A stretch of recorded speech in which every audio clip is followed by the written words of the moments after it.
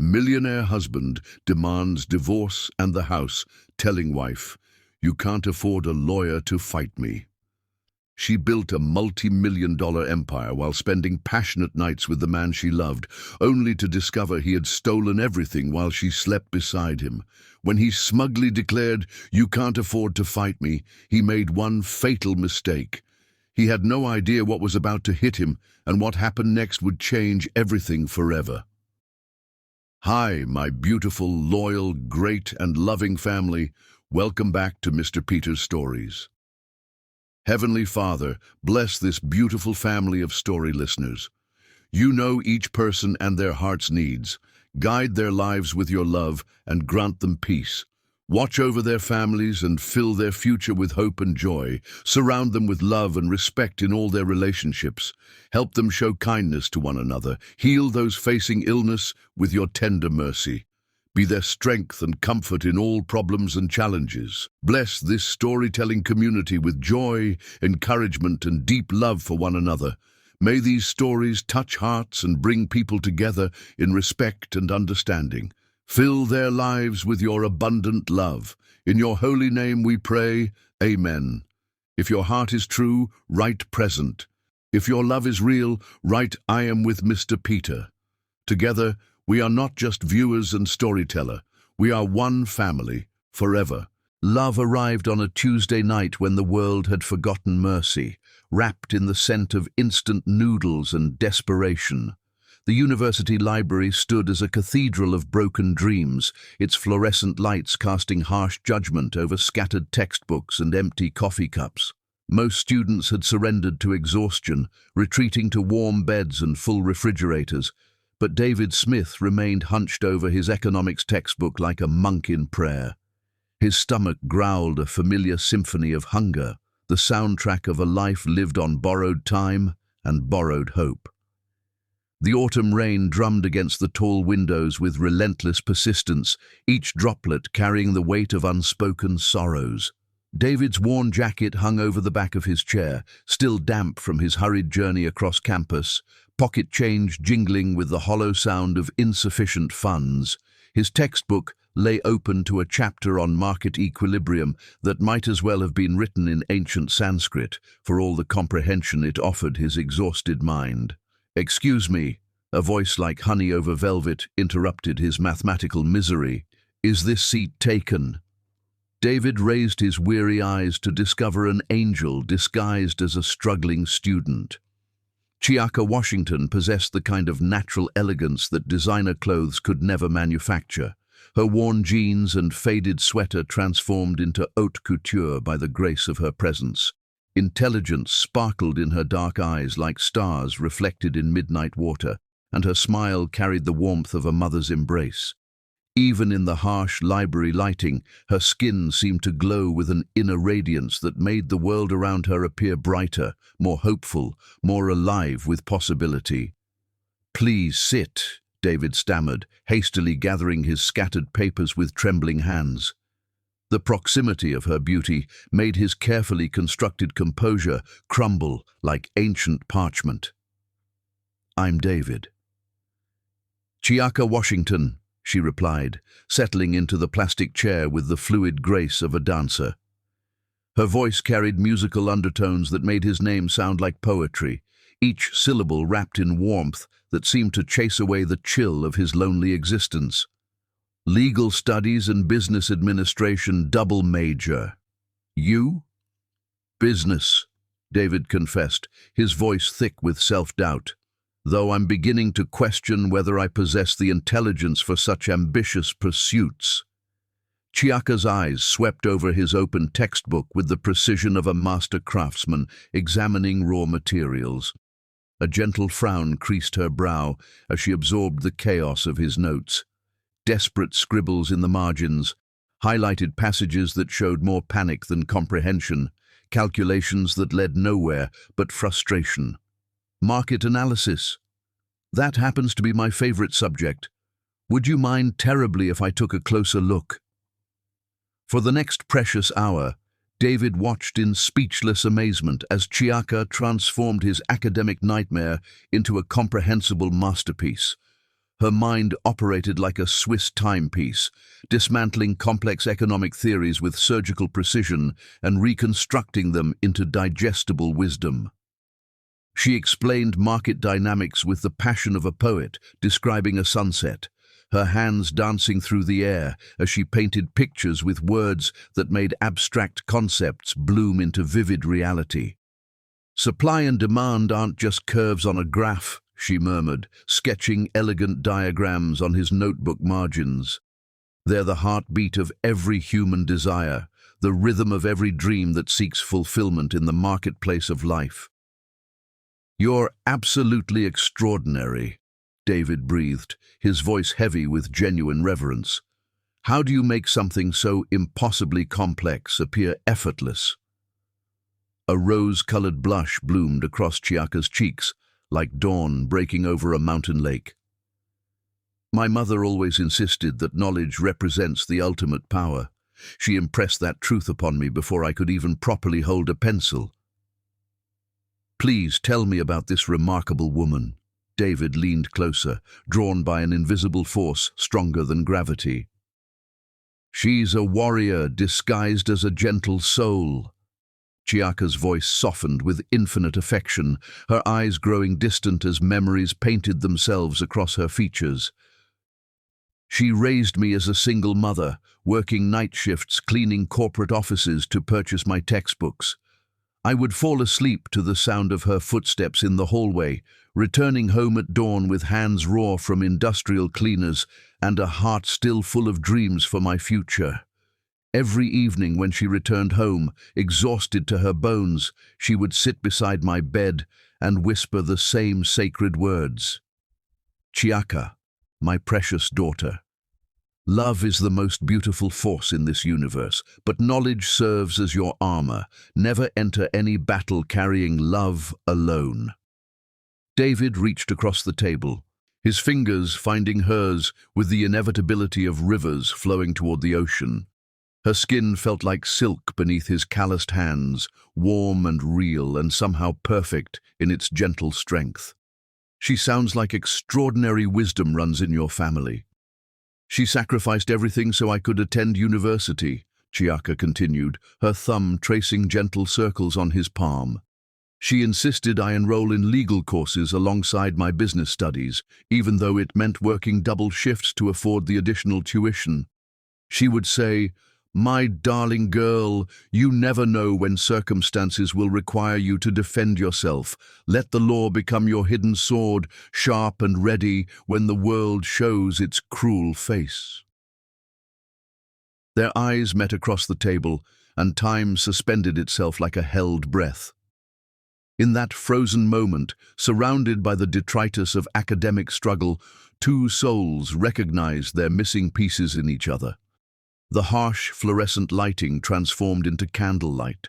The uncomfortable plastic chairs became a royal throne, and the empty library evolved into their private kingdom where anything seemed possible.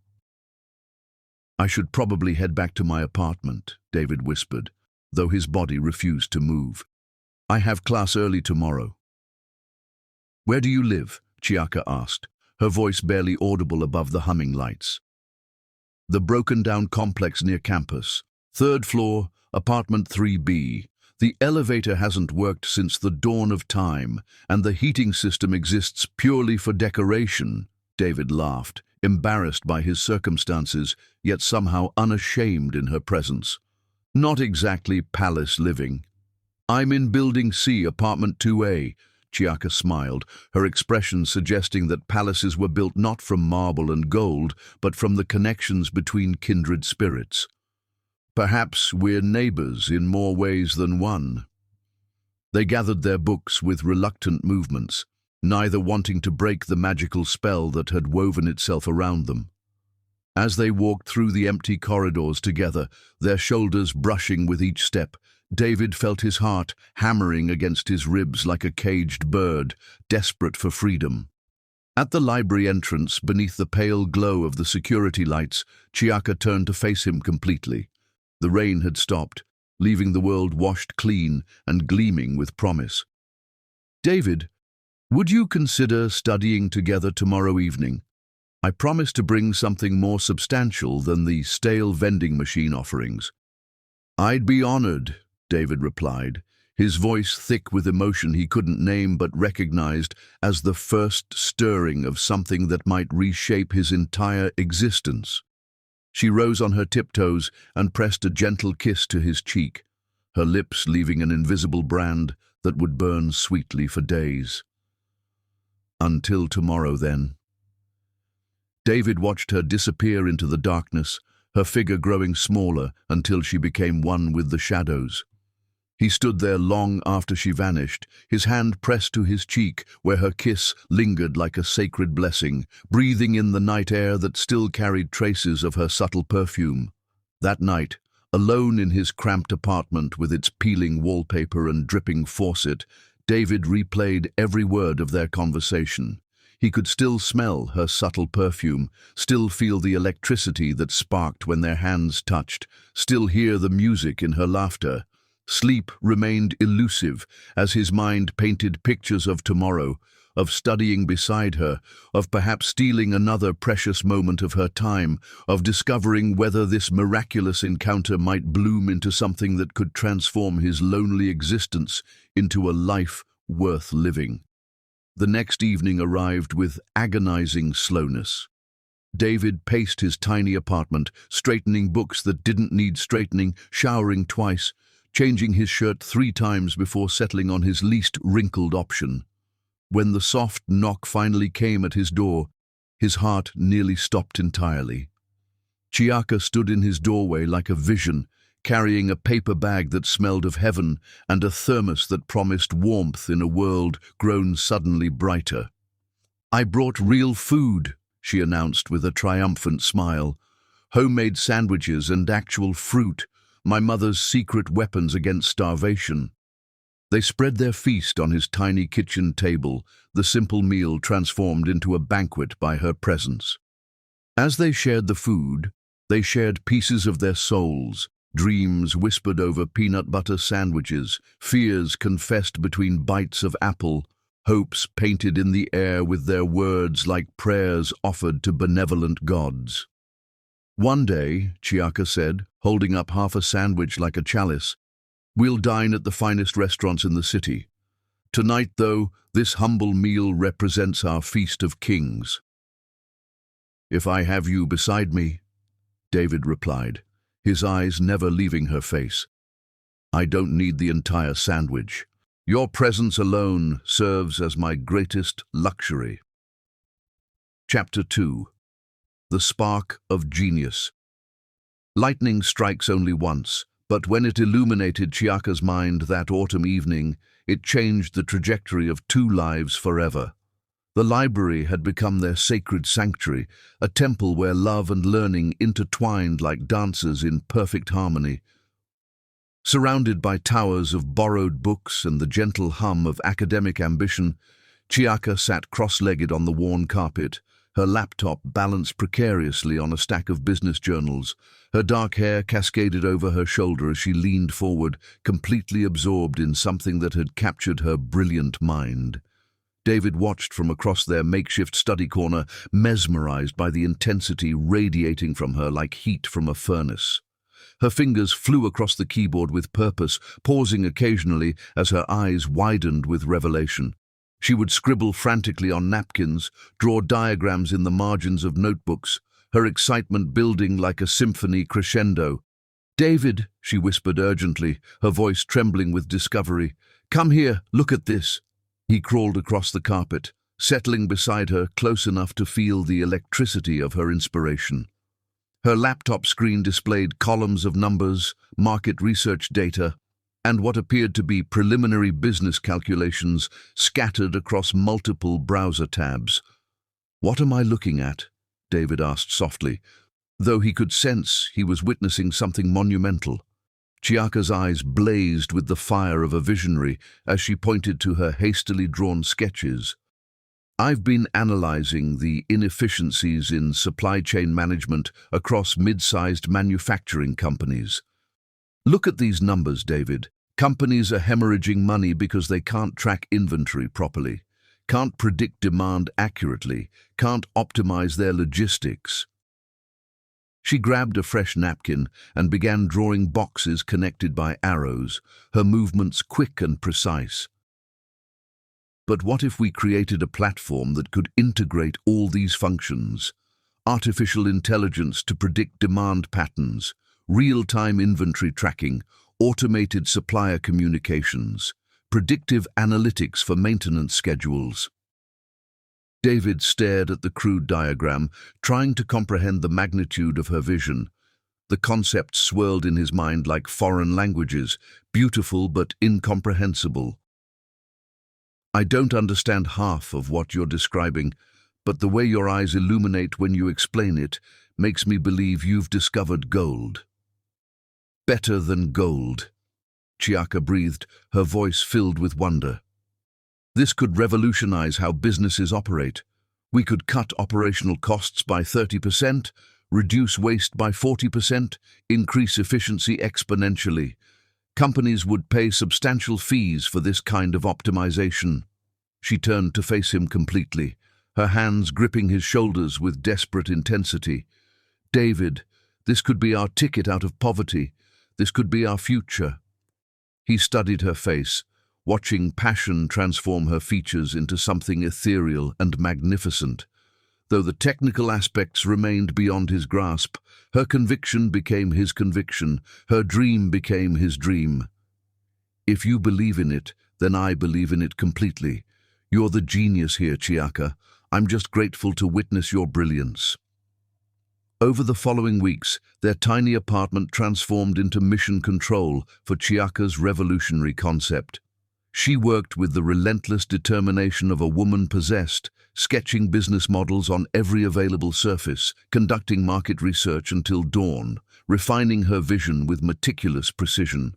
David became her devoted apprentice, eager to absorb whatever knowledge she was willing to share. "Sit beside me," Chiaka instructed one evening, patting the threadbare couch cushion. "Tonight you learn about contract negotiations."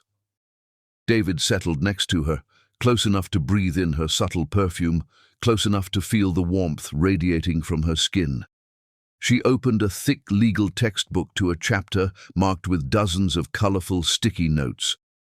"Every business relationship begins with a contract," she explained, her finger tracing the dense paragraphs. "But most people treat contracts like formalities, boring documents to be signed quickly and forgotten. That's a catastrophic mistake." She pulled out a stack of sample contracts she had collected from various sources, spreading them across their coffee table like tarot cards revealing the future. "Look at this termination clause," she pointed to a section highlighted in yellow. "See how vague the language is. That ambiguity could cost someone their entire business if circumstances turn sour." David leaned closer, trying to decipher the legal jargon that seemed designed to confuse rather than clarify. "How do you make sense of all this?" "Practice and paranoia," Chiaka laughed, her fingers intertwining with his. "My mother's voice constantly whispers in my ear, 'Trust, but verify. Love, but protect yourself.' Every word in a contract has power, David. Every comma can shift the balance of a relationship." She opened her laptop and pulled up a document she had been working on. "This is our future partnership agreement template. Read through it carefully." David studied the screen, squinting at the precisely crafted language. Chiaka had anticipated every possible scenario, every potential conflict, every avenue for protection. Her legal training merged seamlessly with her business acumen, creating documents that were both comprehensive and understandable. "You've thought of everything," he marveled, scrolling through pages of meticulously organized clauses. "Not everything," she admitted, saving the document. "But I've tried to imagine every way someone could betray or deceive us. Knowledge is protection, David. The more we understand about contracts, negotiations, and business law, the stronger our foundation becomes." Night after night, she became his teacher in the university of their shared dreams. She taught him how to read financial statements, how to identify red flags in investor agreements, how to structure presentations that would capture the attention of potential clients. David absorbed every lesson with the devotion of a disciple learning sacred scriptures. "Repeat after me," Chiaka said during one late-night session, her voice taking on the authoritative tone of a master instructor. "Never accept the first offer." "Never accept the first offer," David recited obediently. "Always negotiate from a position of strength. Always negotiate from a position of strength. Never sign anything without reading it completely. Never sign anything without reading it completely. And most importantly," she leaned forward, her eyes boring into his with laser intensity, "never trust anyone so completely that you stop protecting yourself." David hesitated at this final lesson, something cold settling in his stomach. Even in love? Chiaka's expression softened, and she reached up to caress his cheek with infinite tenderness. "Especially in love, my darling. Love makes us vulnerable. Love makes us want to trust blindly. But smart love knows that protection and passion can coexist." As autumn melted into winter, their relationship deepened alongside their business partnership. David marveled at how Chiaka could seamlessly transition from brilliant strategist to passionate lover, from demanding teacher to gentle companion. She was transforming him from a struggling student into a confident entrepreneur, though they both understood that her mind remained the true source of their potential success. "I don't deserve you," David whispered one evening as they lay entwined on their narrow bed, the business plans scattered around them like fallen leaves. "Deserve has nothing to do with love," Chiaka murmured against his chest, her breath warm on his skin. "But deserve has everything to do with success. We're going to earn every bit of our future prosperity." "You're my compass," David said softly, his fingers threading through her hair. "I'll follow wherever you lead." Chiaka lifted her head to look at him, her eyes reflecting the soft lamplight. "We're partners, David. True partners. Your support gives me strength. Your faith gives me courage. Together, we're going to build something extraordinary." Outside their window, snow began to fall like blessings from heaven, each flake unique and perfect. Inside their humble apartment, two hearts beat in synchronization while one brilliant mind continued planning their escape from poverty and into a future bright with unlimited possibility. Chapter 3. Rise to Glory. Success tastes like champagne and feels like silk, but it demands a price paid in sleepless nights and souls offered as collateral to fate. The journey from conception to achievement stretched before them like an endless desert, beautiful and merciless in equal measure.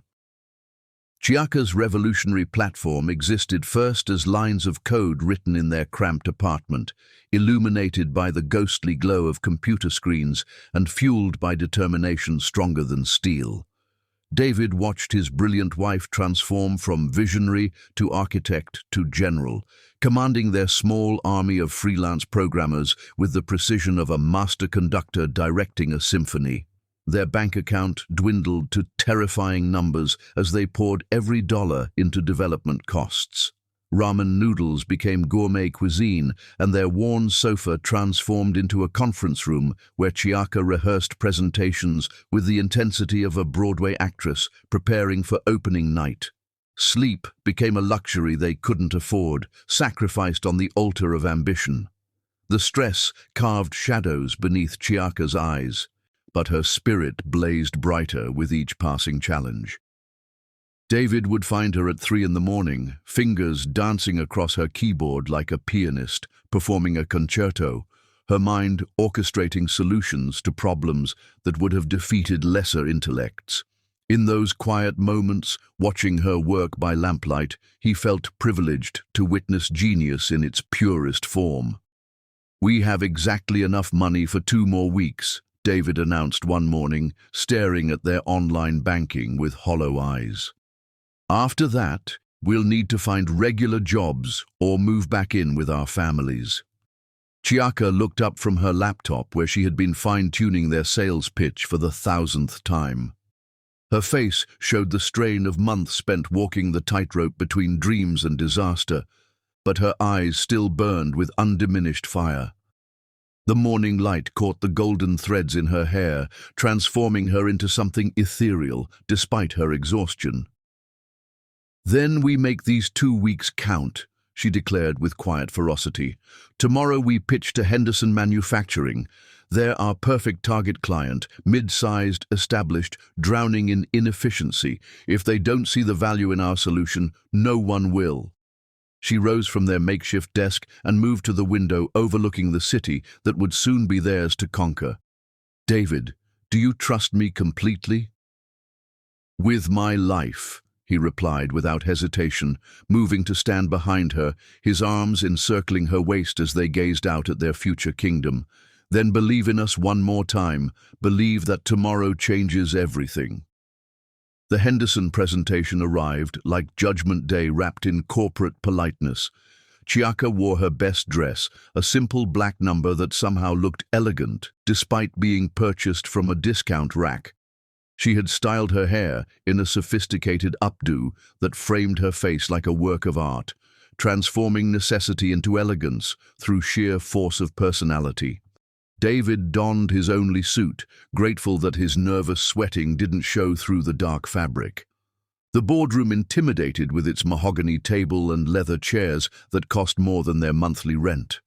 5 executives in tailored suits examined Chiaka and David with the detached interest of scientists studying laboratory specimens.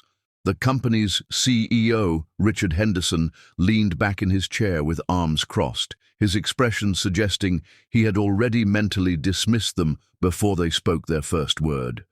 "You have 30 minutes, Henderson announced, glancing at his expensive watch. "Impress me." Chiaka rose with the grace of a queen ascending her throne. When she began speaking, magic filled the room. She painted pictures with statistics, told stories with profit margins, wove dreams from operational improvements. Her voice carried the conviction of absolute truth as she demonstrated how their platform could transform Henderson Manufacturing from struggling competitor to industry leader. Every gesture was calculated, every pause strategic, every word chosen to maximum effect. David watched in awe as the executives leaned forward, their skepticism melting under the heat of Chiaka's passion. She answered every question with surgical precision, countered every objection with irrefutable logic, transformed doubt into desire with the skill of a master alchemist. "Your current supply chain inefficiencies create bottlenecks that cost you approximately $47,000 per week," she stated with mathematical certainty, her fingers dancing across her laptop to display real-time projections. "Our platform eliminates these bottlenecks while optimizing inventory turnover by 38%. "The numbers don't lie," Chiaka concluded, her hands steady as she closed her laptop. "Your current inefficiencies are costing you approximately $2 million annually. Our platform will eliminate 60% of that waste within 6 months. The return on investment becomes undeniable." Silence stretched across the boardroom like a held breath. Henderson exchanged glances with his colleagues, some invisible communication passing between them. Finally, he leaned forward and smiled for the first time since their arrival. "When can you start?" The contract signing felt like a religious ceremony.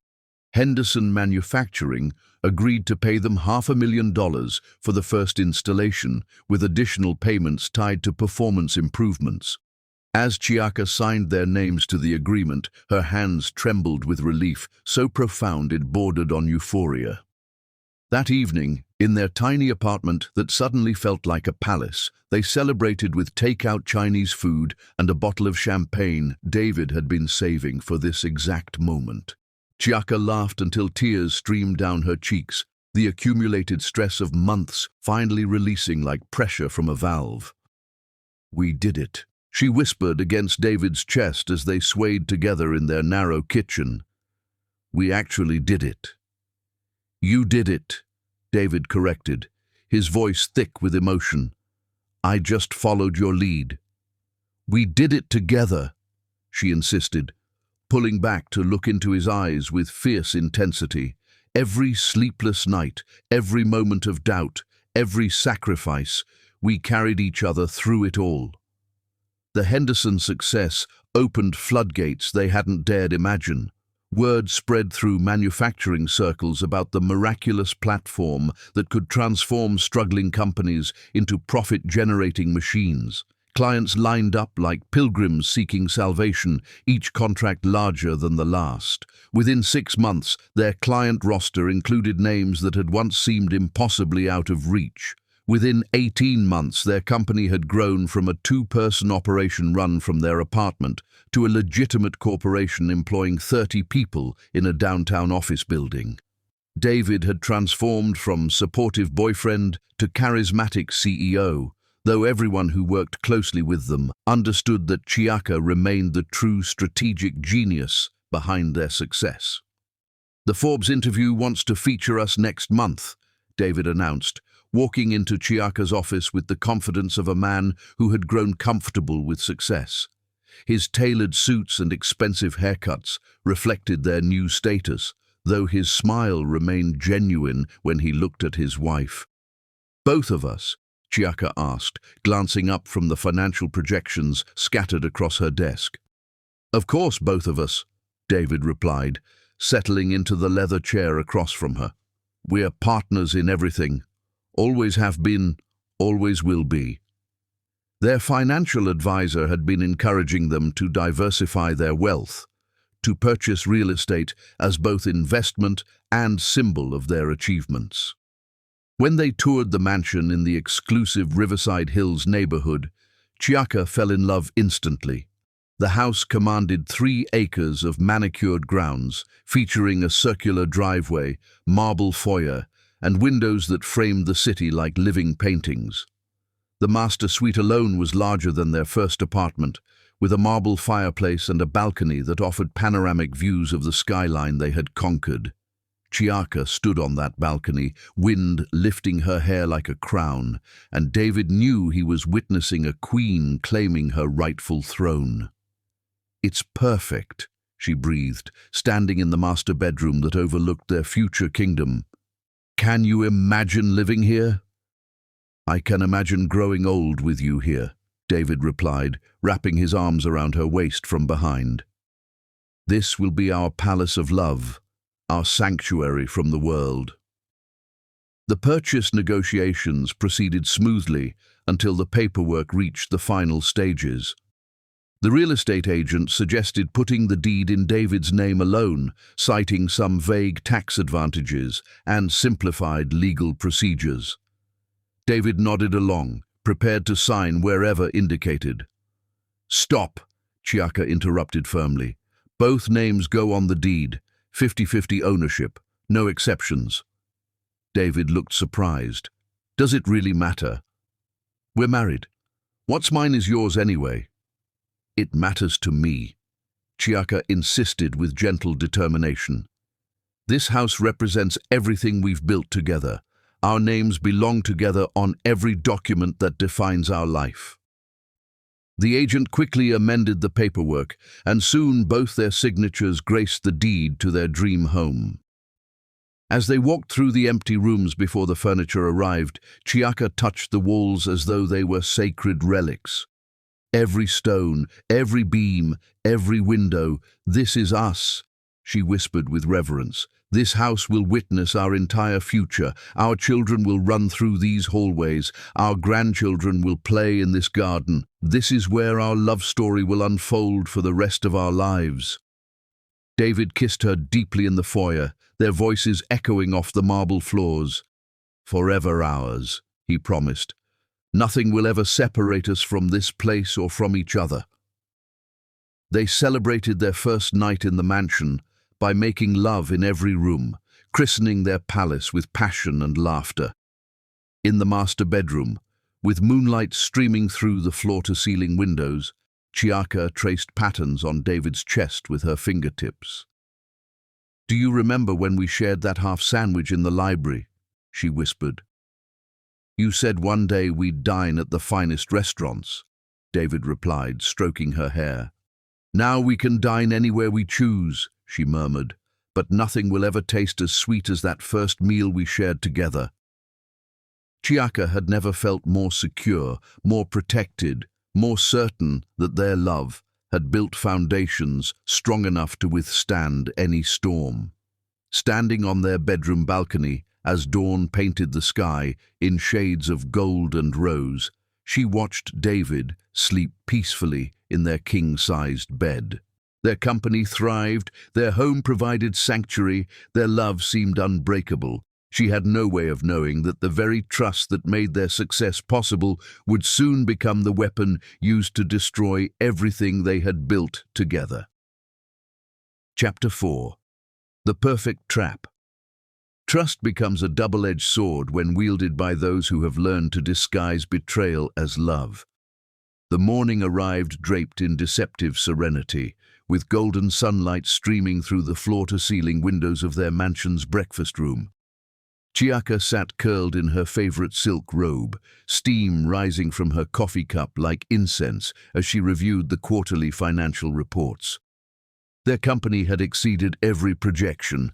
Their client base had expanded beyond their most optimistic dreams, and their future stretched ahead bright with infinite possibility.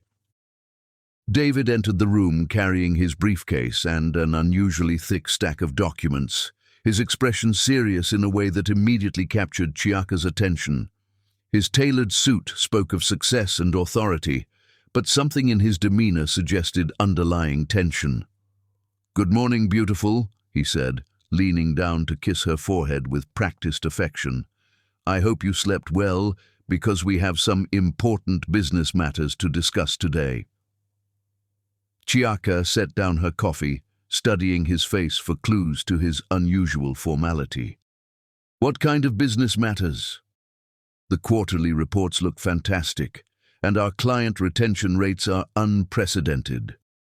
David settled into the chair across from her, spreading the documents across the mahogany table with deliberate precision. "That's exactly the problem, if we can call success a problem. We've grown so rapidly that we're attracting serious attention from major investors. Blackstone Capital wants to inject $50 million into our company." "$50 million?" Chiaka's eyes widened with astonishment. "David, that's incredible news. Why do you look like someone died?" "Because major investments come with major complications," David replied, his fingers drumming against the table. "Blackstone requires significant restructuring of our corporate framework before they'll commit that kind of capital. Legal reorganization, shareholder agreements, board restructuring, the whole process is incredibly complex." He pushed the stack of documents toward her, their white pages seeming to glow in the morning light. "I've spent the last week working with our corporate attorney to prepare all the necessary paperwork. We need to move quickly if we want to secure this funding. Blackstone gave us a 72-hour window to complete the restructuring." Chiaka lifted the first document, her eyes scanning the dense legal language that filled every line. Share transfer agreement, director resignation, board resolution. Each page bristled with official seals and signature lines marked with colorful sticky notes. "This seems rather overwhelming," she murmured, flipping through pages that might as well have been written in ancient hieroglyphics. "Perhaps we should schedule a meeting with the attorney so he can explain everything in detail." "I already spoke with him extensively," David assured her, his voice smooth as silk. "Harrison Mitchell, you remember him. He's handled all our corporate legal work since we incorporated. He confirmed that everything here represents standard procedure for this type of investment restructuring." Chiaka frowned, trying to process the implications of the paperwork before her. "But why does it feel so rushed? Shouldn't major decisions like this require more careful consideration?" "The investor market moves at lightning speed," David explained patiently.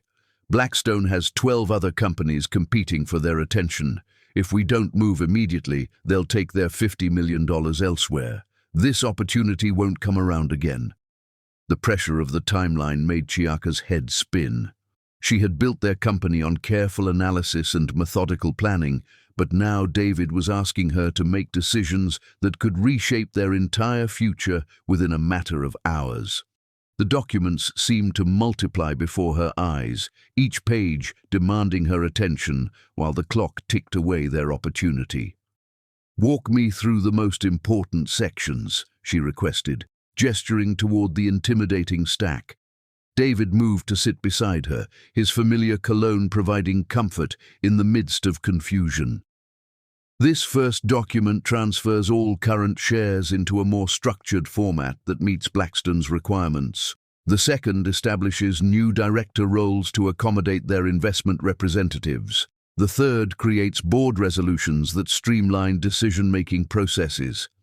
His explanations sounded reasonable, delivered in the confident tone she had grown to trust completely. He spoke with the authority of someone who had thoroughly researched every angle, considered every implication, consulted every expert. "I know this feels overwhelming," David continued, his hand finding hers with gentle reassurance. "But remember, we're partners in everything. I would never ask you to sign anything that wasn't in our best interests. You trust me, don't you?" The question hung in the air between them like a challenge and a caress. Of course she trusted him. He was her husband, her business partner, her closest confidant. They had built everything together through mutual support and unwavering faith in each other. Doubt felt like betrayal of their deepest bond. "Always," Chiaka replied softly, her thumb tracing circles on his palm. "I trust you with my life." David smiled with what appeared to be relief and gratitude. "Then let's secure our future together. Sign where I've marked, and by tonight we'll be $50 million closer to building the empire we've always dreamed of." Chiaka picked up the elegant fountain pen David offered, its weight substantial in her fingers. Page by page, she signed her name with the flowing script she had perfected over countless contracts and agreements. Each signature felt like an affirmation of their partnership, a renewal of their mutual commitment to shared success. David watched intently as she worked through the documents, occasionally pointing to overlooked signature lines or providing brief clarifications about specific clauses. His attention to detail impressed her, confirming that he had indeed studied every aspect of the restructuring thoroughly. "There," Chiaka announced, setting down the pen after signing the final page. $50 million awaits." David gathered the completed documents with obvious satisfaction, organizing them into neat stacks before returning them to his briefcase. "Harrison will file everything with the appropriate agencies today. The transition should be seamless." Over the following weeks, Chiaka noticed subtle shifts in the company's operational dynamics. Her email access began experiencing periodic technical difficulties. Meetings she had initiated were rescheduled without her input. Administrative staff seemed confused about her current role and responsibilities. "There seems to be some confusion about my access credentials," she mentioned to David during one of their evening conversations. "The IT department claims they never received authorization to maintain my administrative privileges." "Probably just bureaucratic delays related to the restructuring," David replied dismissively. "These investor-driven changes always create temporary disruptions. Everything will normalize once the new systems are fully implemented." His explanations satisfied her concerns, as they always did. David had never given her reason to question his judgment or doubt his commitment to their partnership. If he seemed unconcerned about the administrative irregularities, she trusted that his perspective was informed and accurate. The company lawyer, Harrison Mitchell, sent periodic updates about the restructuring progress, all addressed exclusively to David's business email account. Corporate notifications, shareholder communications, and regulatory filings flowed to David's office rather than their shared home address. When Chiaka asked about the communications, David assured her that he was managing all investor-related correspondence to avoid overwhelming her with unnecessary paperwork. "You've carried the strategic burden for so long," he said with apparent concern for her well-being. "Let me handle the administrative complexities while you focus on what you do best, developing new innovations and maintaining client relationships." His consideration touched her deeply. After countless months of intense pressure and responsibility, the opportunity to step back from administrative duties felt like a generous gift.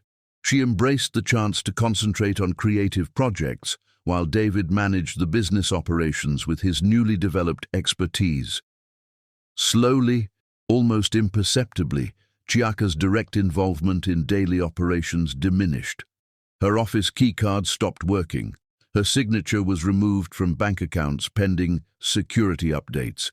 Her name disappeared from corporate directories and investor presentations.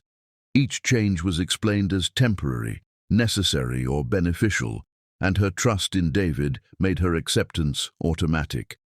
The trap had been constructed with masterful precision, disguised as love and presented as partnership. By the time Chiaka realized the true nature of the documents she had signed, the transformation was complete. Everything they had built together now belonged exclusively to David Smith, while she remained in their beautiful mansion, unaware that she had voluntarily signed away her entire life's work. Chapter 5. The Slow Poison. Love dies not with dramatic explosions, but with gentle suffocations, each breath of trust becoming thinner until only the illusion of life remains. The isolation crept into Chiaka's world like fog rolling across still water, so gradual, so subtle, that she barely noticed until the mist had become a wall. Her days in their magnificent mansion grew longer and quieter, filled with increasingly hollow conversations and carefully constructed reassurances from David. Each morning he left for the office with promises of brief meetings that stretched into 12-hour absences. Each evening he returned with explanations that sounded reasonable but felt incomplete. "You look tired, my darling," David would say, settling beside her on their imported Italian leather sofa, his voice dripping with manufactured concern. "All those years of carrying our business on your shoulders have taken their toll. You deserve to rest now, to enjoy the fruits of your incredible labor." Chiaka studied his face in the soft lamplight, searching for traces of the devoted partner who had once called her his compass. His features remained familiar, the strong jawline she had kissed countless times, the brown eyes that had once reflected her own dreams back to her. But something essential had shifted, like looking at a photograph that had been subtly altered. "I don't feel tired," she replied carefully. "I feel disconnected. The business was my life's work, David. Asking me to step away feels like asking me to stop breathing." David reached for her hands with practiced tenderness, his thumbs stroking her palms in the gesture that had once sent electricity through her entire body.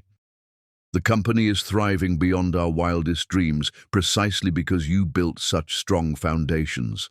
Now it's my turn to carry the burden, to protect what you created while you rediscover parts of yourself that got lost in the struggle." His words wrapped around her like silk scarves, beautiful and suffocating simultaneously. When he spoke with such apparent devotion, doubt felt like betrayal of their deepest bonds. Yet something cold had taken residence in her chest, whispering warnings she couldn't quite articulate. "Perhaps I could work from home," she suggested. "Handle some projects remotely, maintain connections with our key clients." "The stress would consume you again," David insisted, his voice taking on an edge of frustration before immediately softening. "I've watched you sacrifice your health, your happiness, your peace of mind for this business. I won't stand by while you destroy yourself for profit margins and client meetings." He pulled her closer, his lips finding her forehead in a kiss that felt more like a benediction than affection. "Trust me to protect what we've built. Trust me to protect you." The conversations followed the same pattern night after night. Chiaka expressing concerns, David providing explanations that sounded logical, but left her feeling more isolated than before. He had become masterful at deflecting her questions with demonstrations of concern, transforming her legitimate business inquiries into evidence of unhealthy obsession. Meanwhile, David's transformation accelerated with each passing day. The uncertain young man who had once struggled with basic economic concepts had evolved into a commanding presence who dominated boardrooms with apparent natural authority. Industry publications featured him on their covers. Business schools invited him to deliver keynote addresses. Competitors studied his strategies with grudging admiration. What they didn't realize, what no one realized except David himself, was that every innovative approach, every brilliant strategy, every revolutionary concept had originated from Chiaka's extraordinary mind. He had simply learned to present her ideas as his own discoveries, her insights as his natural genius. The corporate headquarters buzzed with energy and ambition, David's corner office serving as the nerve center for an empire built on borrowed brilliance. It was there, during a late afternoon meeting with potential investors, that Misha Hancock first entered his orbit like a comet blazing across a dark sky. Misha possessed the kind of polished beauty that seemed designed by committee. Platinum blonde hair that caught light like spun gold, emerald eyes that sparkled with intelligence and ambition, curves that filled her designer business suits with devastating effectiveness. She represented Hartwell and Associates, one of the city's most prestigious marketing firms, and had come to discuss expanding their company's brand presence. "Mr. Smith," she said, extending a manicured hand that felt like porcelain in his grip. "I've been following your company's meteoric rise with absolute fascination. Your innovative approaches to supply chain optimization have revolutionized an entire industry." David felt something stir in his chest that had nothing to do with business and everything to do with the way she looked at him, with genuine admiration, with recognition of his supposed genius, with the kind of respect he had craved since discovering his taste for power. "Please, call me David," he replied, holding her hand longer than professionalism required. "I'm always interested in discussing vision with someone who understands the complexities of building something extraordinary from nothing." Their initial meeting stretched from the scheduled 30 minutes to nearly 2 hours, their conversation flowing with an ease that surprised them both.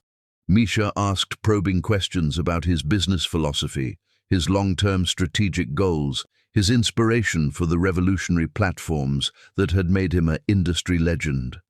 David found himself crafting elaborate stories about his journey from struggling student to successful entrepreneur, carefully omitting any mention of Chiaka's foundational role in creating their empire. In his revised narrative, he became the sole architect of their success, the brilliant mind who had recognized market inefficiencies and developed innovative solutions through pure intellectual prowess. "Truly remarkable," Misha breathed, her eyes wide with what appeared to be genuine awe. "Most people with your level of success become arrogant or detached, but you've maintained such authentic passion for your work." The praise intoxicated David more effectively than the finest wine.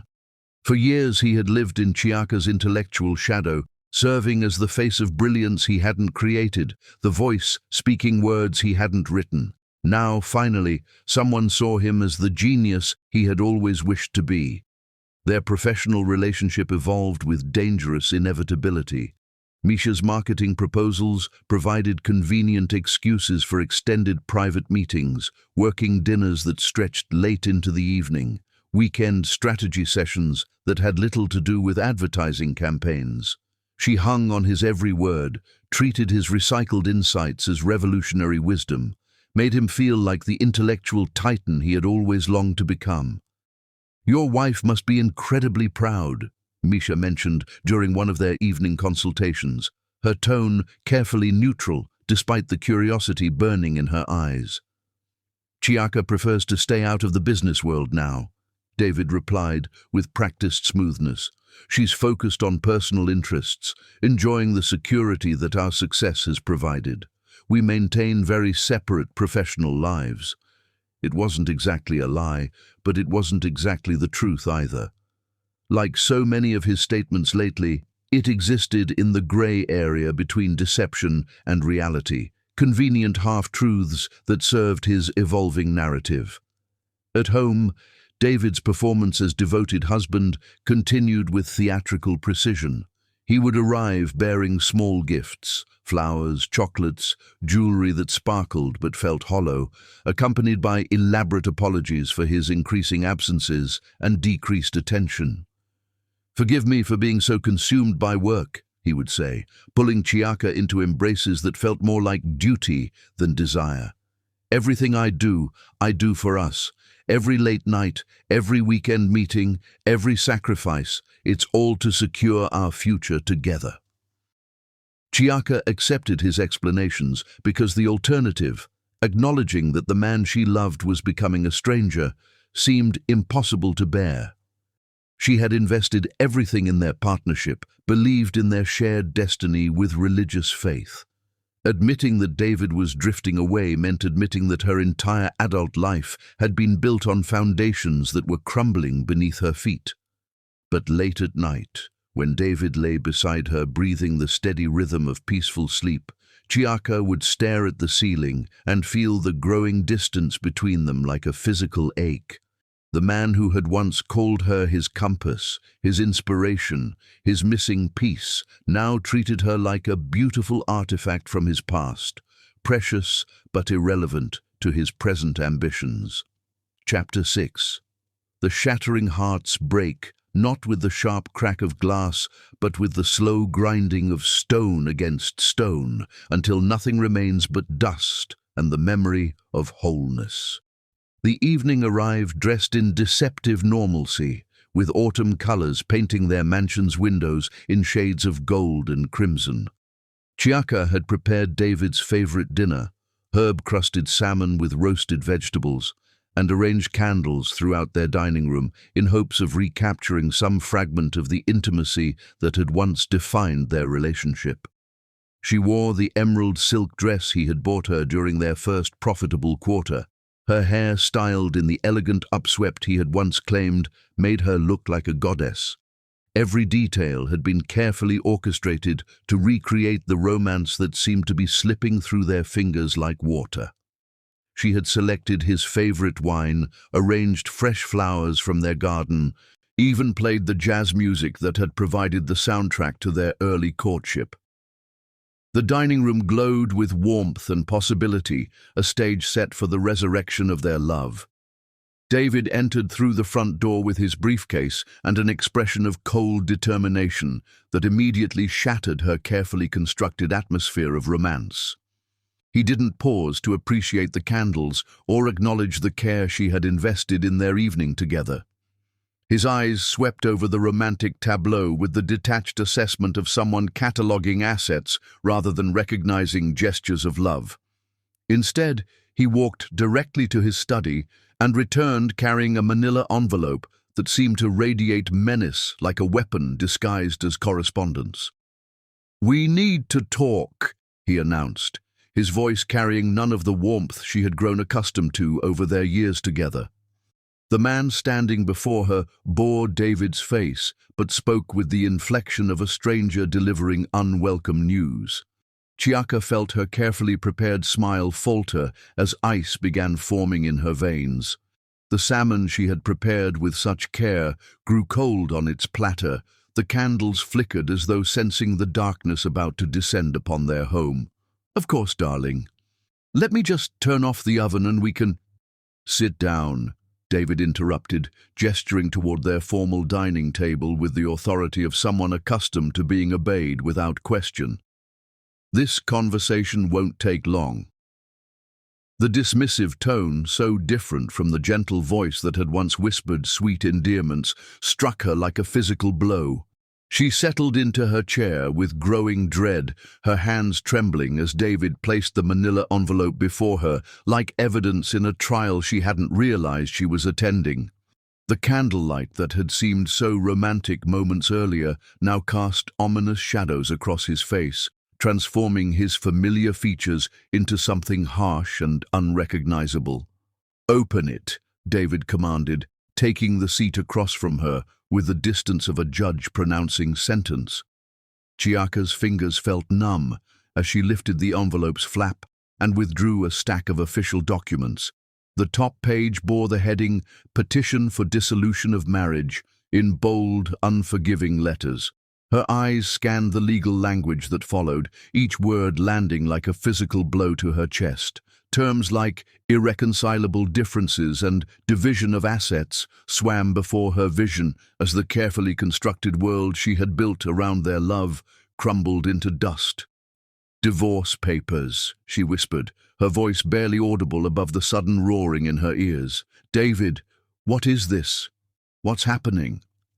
"What's happening is the end of a marriage that has run its course," he replied, with the dispassionate tone of someone discussing quarterly earnings rather than the destruction of a life partnership. "I want a clean, efficient dissolution with minimal complications." The document slipped from her nerveless fingers, scattering across the polished table like fallen leaves. "I don't understand. Yesterday you brought me flowers. Last week you talked about planning a vacation together.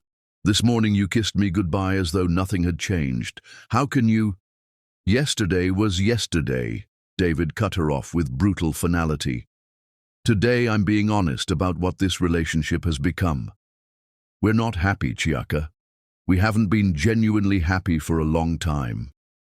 Tears began streaming down her cheeks, each drop carrying fragments of dreams that were crumbling in real time.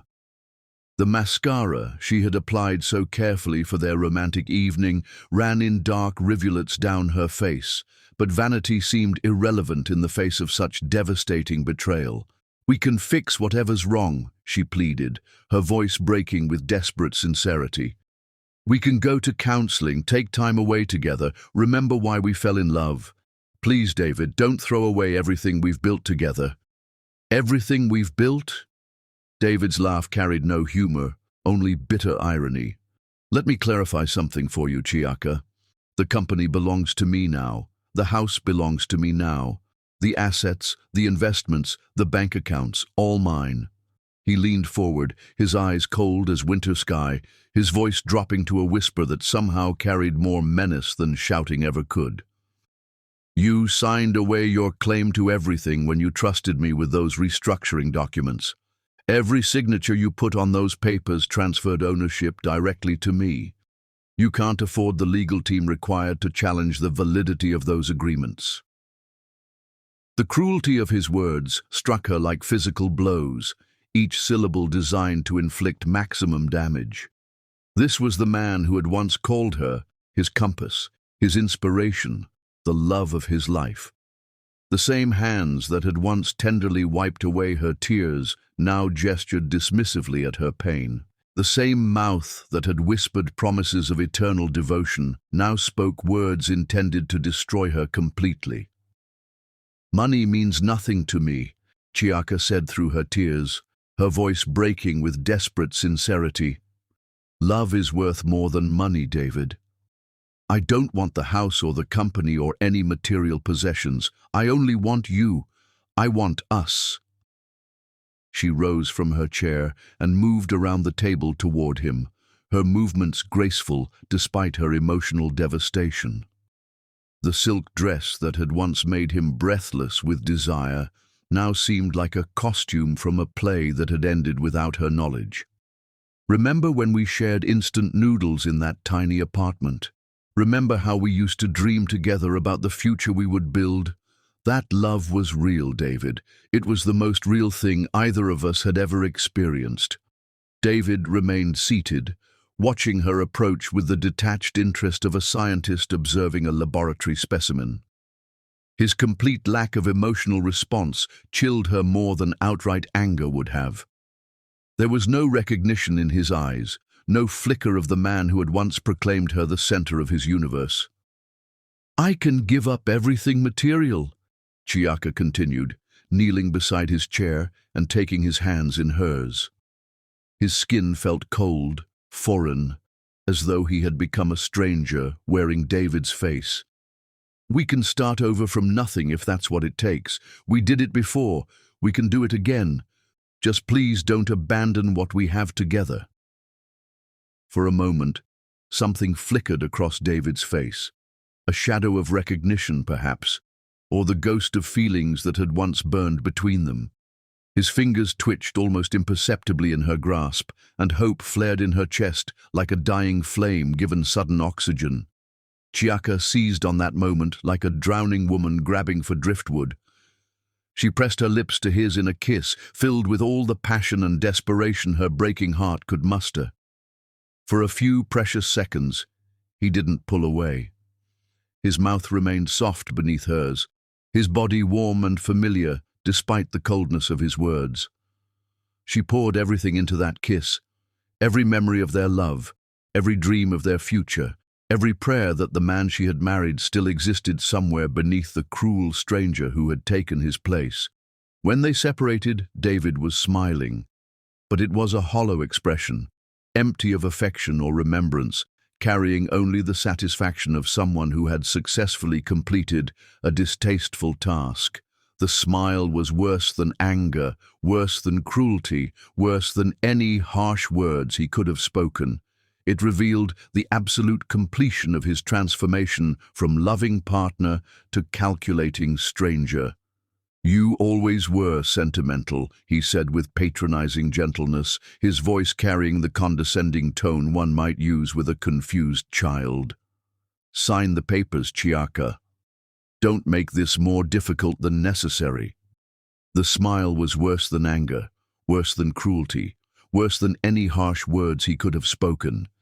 It revealed the absolute completion of his transformation from loving partner to calculating stranger. The man she had fallen in love with no longer existed, replaced by someone who could deliver devastating blows while wearing the mask of kindness.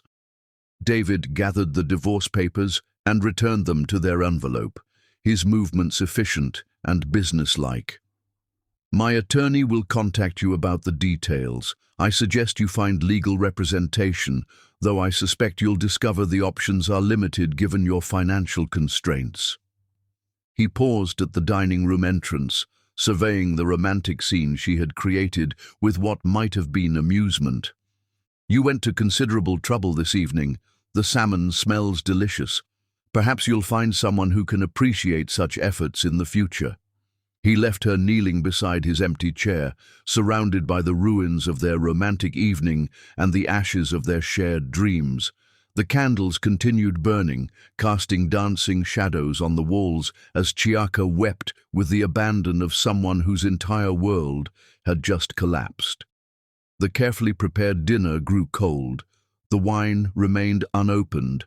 The jazz music played on as though nothing had changed, as though love had not just been murdered in their dining room. Hours passed before she found the strength to move, to process what had just occurred, to begin grappling with the magnitude of David's betrayal. She climbed the stairs to his study, her legs unsteady, but her purpose crystalline.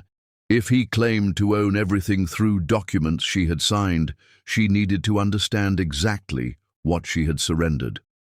The filing cabinet yielded copies of the restructuring papers she had signed months earlier, documents she had trusted him to explain accurately. This time, she read every word with the careful attention of someone whose life depended on comprehension. Share transfer agreement. Director resignation. Board resolution. Each page revealed another layer of her unwitting surrender. Her ownership stake in the company eliminated. Her position as director terminated. Her authority over decisions revoked. Her access to assets denied. Every signature she had placed on those documents had been another link in the chain of her own imprisonment. David had orchestrated her destruction with masterful precision, using her trust as the weapon to dismantle everything she had created. The woman who had built a multi-million-dollar empire from nothing but vision and determination had been reduced to a powerless spectator to her own downfall. But as Chiaka sat in the darkness of his study, surrounded by evidence of his calculated betrayal, something began stirring in her chest. Not the broken despair that had consumed her moments earlier, but something harder, sharper, infinitely more dangerous. Her mother's voice whispered across the years, "Knowledge is your armor, my darling. Never enter battle without both love and protection." She had entered this marriage carrying only love. But she still possessed knowledge, still retained the brilliant mind that had created their empire in the first place. David had stolen her company and claimed her assets, but he had underestimated the most important thing. He had underestimated her. Chapter 7. The awakening warriors are not born from comfort, but forged in the furnace of betrayal, where innocence burns away to reveal the steel that was always hidden beneath. The darkness of David's study embraced Chiaka like a cocoon as she sat surrounded by the evidence of her destruction, the documents that had transformed her from empire builder to dispossessed wife scattered across his mahogany desk. The grandfather clock in the corner counted the hours with relentless precision while she remained motionless, processing the magnitude of David's calculated treachery. Each tick seemed to echo her heartbeat, each chime marking another moment in her transition from victim to something far more dangerous. The leather chair that had once symbolized success now felt like a throne of thorns, but she refused to abandon her post. Around her, the trappings of their shared prosperity mocked her naivety. Expensive artwork they had chosen together, first-edition books she had given him as anniversary gifts, photographs of happier times when love had seemed stronger than ambition. Dawn crept through the windows like a reluctant witness, casting pale light across the legal papers that had become the instruments of her downfall. Chiaka's tears had dried sometime during the night, replaced by a crystalline clarity that felt both foreign and familiar. The woman who had wept desperately over David's cruel rejection had disappeared in the darkness, leaving behind someone harder, sharper, infinitely more focused. She rose from the leather chair with movements that possessed a new quality, not the graceful elegance of a pampered wife, but the deliberate precision of a predator assessing the battlefield. Her reflection in the window showed a face transformed by revelation, eyes that burned with purpose rather than pain.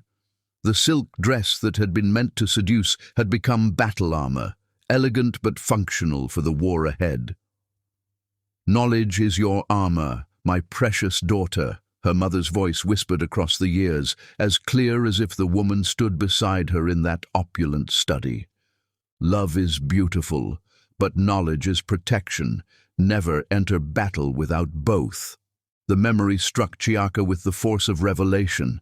Her mother had known this moment would come, had sensed even then that love without protection would leave her daughter vulnerable to the very betrayal that had now occurred. The legal courses she had insisted Chiaka take, the warnings about trusting too completely, the emphasis on building intellectual armor, all of it had been preparation for this exact battle. She moved to the massive bookshelf that dominated one wall of David's study, her fingers trailing along the spines of law books she had purchased for him during their courtship. Corporate law, contract interpretation, shareholder rights, titles that had once seemed like romantic gifts now revealed themselves as weapons she had unknowingly stockpiled for her own defense. Chiaka pulled the restructuring documents toward her and began reading with the trained eye of someone who had spent countless hours studying contract law, corporate governance, and shareholder agreements. This time, she didn't read as a trusting wife accepting her husband's explanations, but as a legal scholar dissecting each clause for weaknesses, loopholes, and potential challenges. The share transfer agreement that had seemed so straightforward in David's office revealed troubling inconsistencies under careful examination. The timing of the signatures didn't align properly with the alleged investor requirements.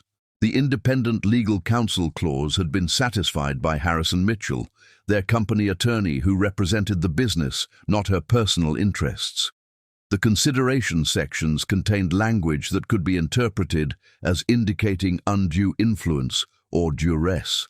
"He made mistakes," Chiaka whispered to the silent room, her voice carrying the cold satisfaction of a hunter discovering tracks in the snow. In his arrogance, in his rush to steal everything, he made critical mistakes. She pulled legal textbooks from David's shelves, books she had given him as gifts during the early days of their business, when she had tried to educate him about the intricacies of corporate law. The irony wasn't lost on her that she would now use those same resources to dismantle the trap he had constructed. Each page she turned revealed another avenue of attack, another weakness in his seemingly impenetrable fortress of fraud. Constructive trust, undue influence, unconscionable contract. The legal concepts flooded back to her like water breaking through a dam, her law school training combining with years of practical business experience to create a formidable arsenal of knowledge. David had assumed her trust would render her helpless, but he had forgotten the most important truth about their relationship. She had always been the strategic genius, the architectural mind behind their empire. As the morning progressed, Chiaka's transformation accelerated. She traded her silk dress for comfortable jeans and a sweater, clothing that spoke of work rather than seduction. She tied her hair back in a practical ponytail, clearing her vision for the battles ahead. The woman who had begged for love just hours earlier was evolving into someone who understood that the most devastating victories are won not with tears, but with intelligence. The transformation wasn't immediate. It unfolded over days and weeks like a butterfly emerging from its chrysalis. Chiaka began each morning in David's study, surrounded by legal texts, corporate filings, and carefully organized evidence. She documented every email exchange, every financial transaction, every business decision that revealed her foundational role in creating their company.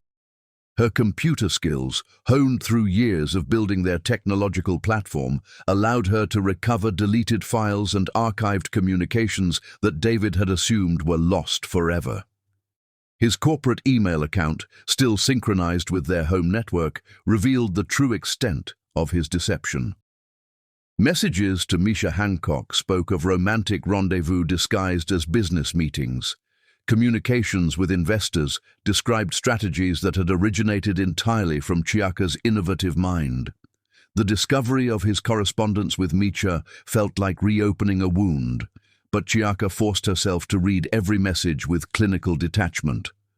David's words to his mistress revealed a man she barely recognized, boastful, arrogant, completely rewriting the history of their company's creation to cast himself as the sole genius behind their success. She was never really involved in the strategic decisions, David had written to Misha.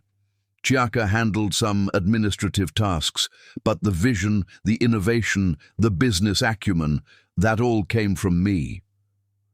The lies were so complete, so perfectly constructed, that Chiaka almost admired their audacity. Almost.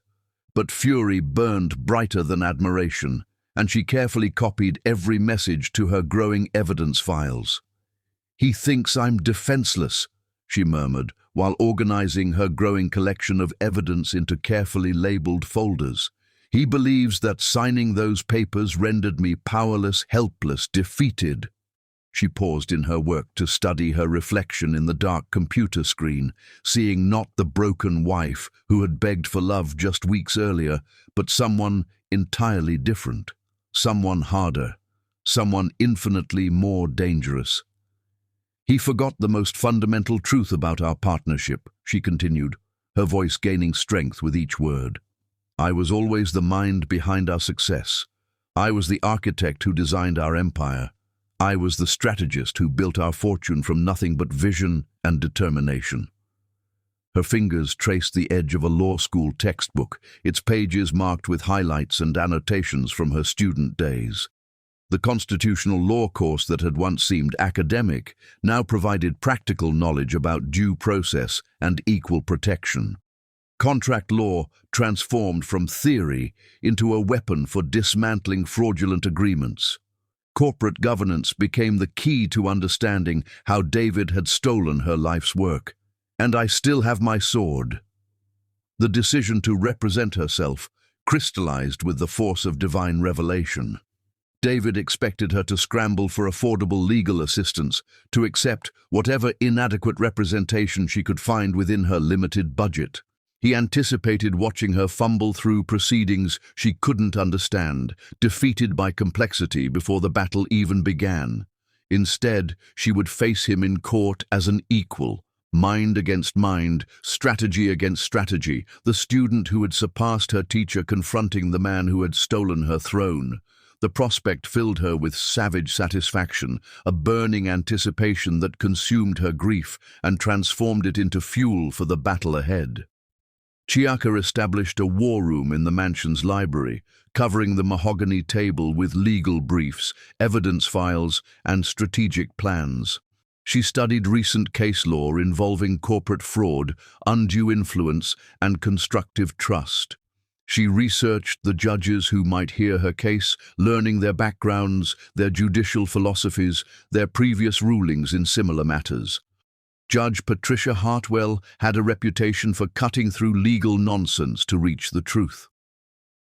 Judge Morrison Richards showed little patience for wealthy litigants who tried to use their resources to overwhelm opponents.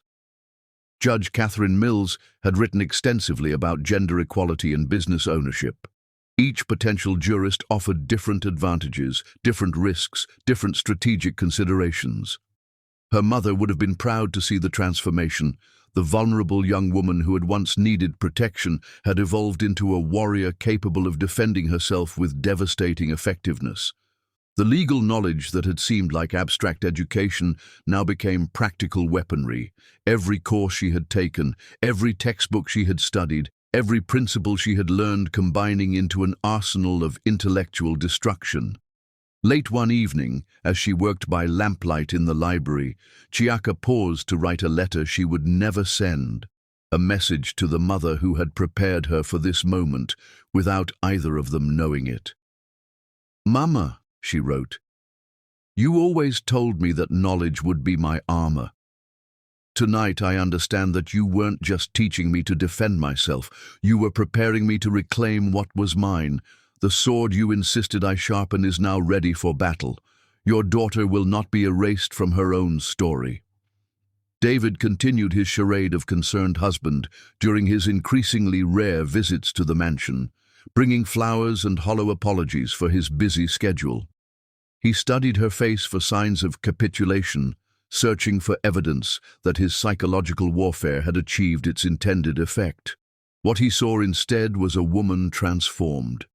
Chiaka accepted his gifts with polite detachment, responded to his false concern with cordial distance, and discussed their impending divorce with the calm professionalism of someone conducting a business transaction.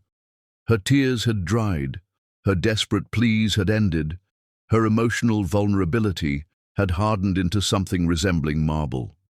"You seem different," David observed during one of his perfunctory visits, his tone carrying the first hint of uncertainty she had heard from him since that terrible evening with the divorce papers. "I am different," Chiaka replied simply, not looking up from the legal brief she was reviewing. "Betrayal has a way of clarifying one's priorities and sharpening one's focus." Something flickered across David's face, not concern for her emotional well-being, but calculation about potential complications to his carefully constructed plan. He had expected her to crumble under the weight of his abandonment, to accept defeat with the gracious resignation of someone who understood her powerlessness. Instead, she was preparing for war with the methodical precision of a general marshalling resources for a campaign that would determine the fate of kingdoms. The broken-hearted wife who had knelt beside his chair, begging for love, had disappeared entirely, replaced by someone who understood that the most devastating battles are won not with tears, but with strategy, not with emotion, but with evidence, not with surrender, but with the kind of brilliant, ruthless intelligence that had built empires before and would build them again. Chapter 8. Building the arsenal. Victory belongs not to those who possess the most weapons, but to those who understand precisely how to wield the arsenal they have forged from necessity and sharpened with brilliant determination.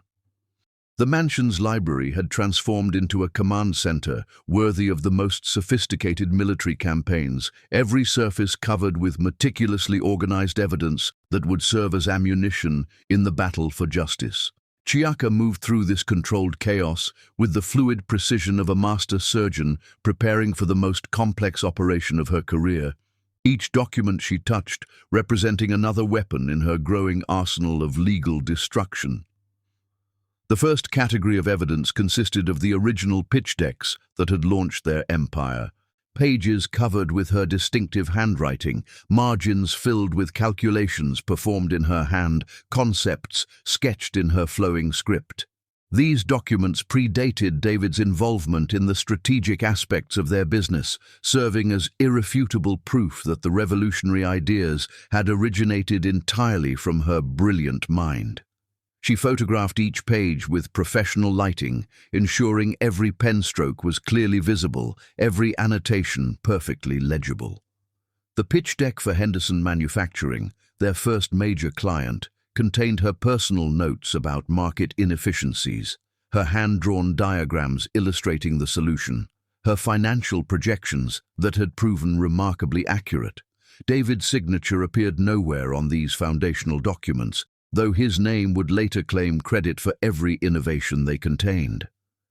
Exhibit A through M, Chiaka murmured, organizing the photographs into digital files with the methodical precision of an archivist preparing materials for posterity. The Genesis documents that prove intellectual ownership beyond any reasonable doubt. The second category proved even more damaging to David's fabricated narrative. Banking records revealed the true source of their company's initial funding, wire transfers from Chiaka's personal savings account, accumulated through her part-time work during college and careful budgeting of her modest family support. Every dollar that had launched their business could be traced directly to her financial sacrifices, not David's non-existent contributions. The earliest business account showed deposits exclusively from her personal funds, her signature on every initial bank document, her contact information listed as the primary account holder. David had been added as a signatory only after their company began generating revenue, his access granted as a convenience rather than recognition of equal ownership. $27,000, she whispered, reviewing the original investment that had grown into their multi-million-dollar empire. Every cent from my accounts, my labor, my sacrifices, he contributed nothing but his willingness to let me carry him to success. Corporate email archives yielded treasure troves of evidence that demolished David's claims of strategic leadership. Messages sent during their company's formative period showed Chiaka developing client relationships, negotiating contract terms, solving technical problems that had threatened to destroy their early progress. Her digital signature appeared on every significant business correspondence, her voice evident in every strategic communication. David's early emails, by contrast, revealed a man struggling to understand basic business concepts, constantly seeking clarification about decisions Chiaka had already made, serving as little more than a messenger, delivering her brilliant strategies to clients and investors. The progression was painfully clear. Chiaka making decisions, David learning to articulate her choices, eventually claiming credit for innovations he had never understood well enough to create independently. The most devastating evidence emerged from the company's employee files. Original hiring documents showed Chiaka conducting interviews, evaluating candidates, making hiring decisions based on strategic needs she had identified.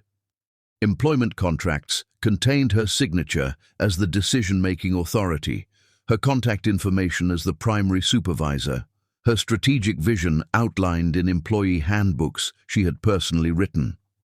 Christopher Reynolds, one of their first software developers, had maintained copies of his original employment correspondence.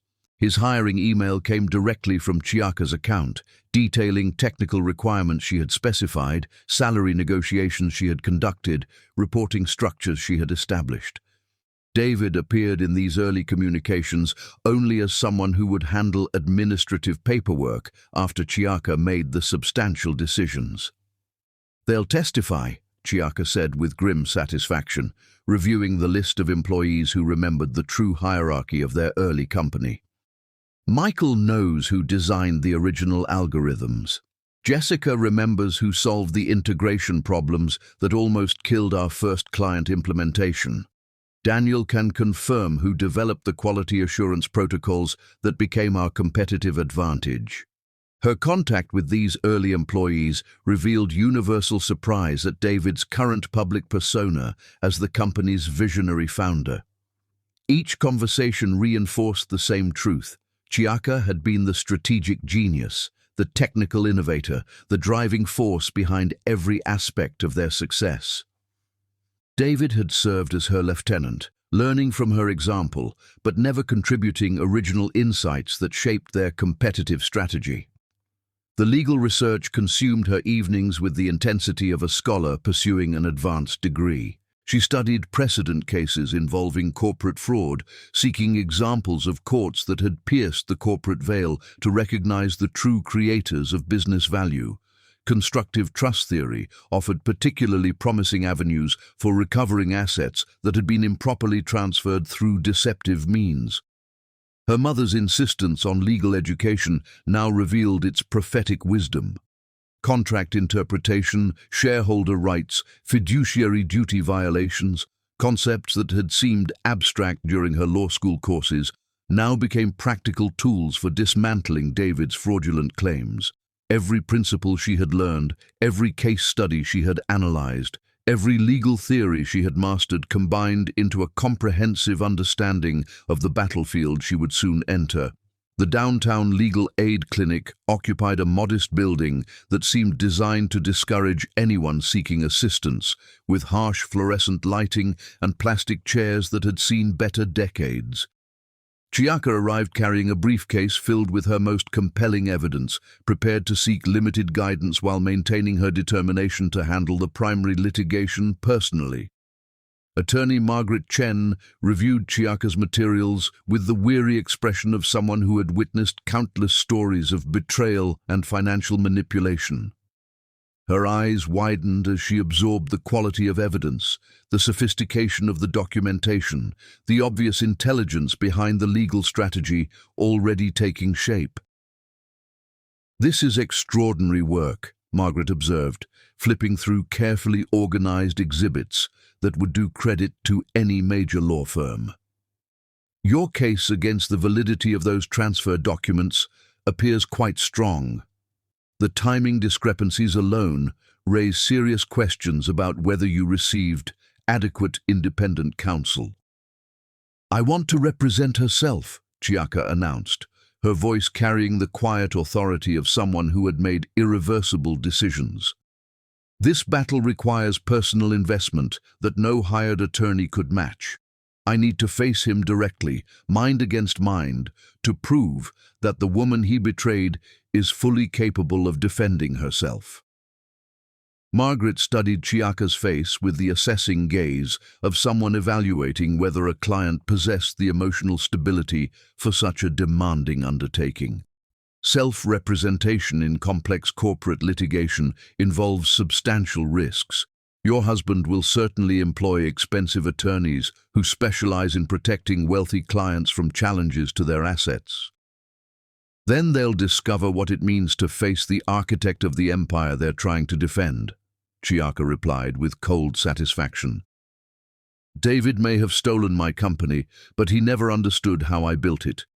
His lawyers will be defending strategies they don't comprehend, fighting for assets they can't properly value, protecting a throne built on foundations they've never examined." The consultation concluded with Margaret providing guidance about filing procedures, court protocols, and strategic considerations for presenting complex evidence to judges who might not appreciate the technical intricacies of corporate fraud.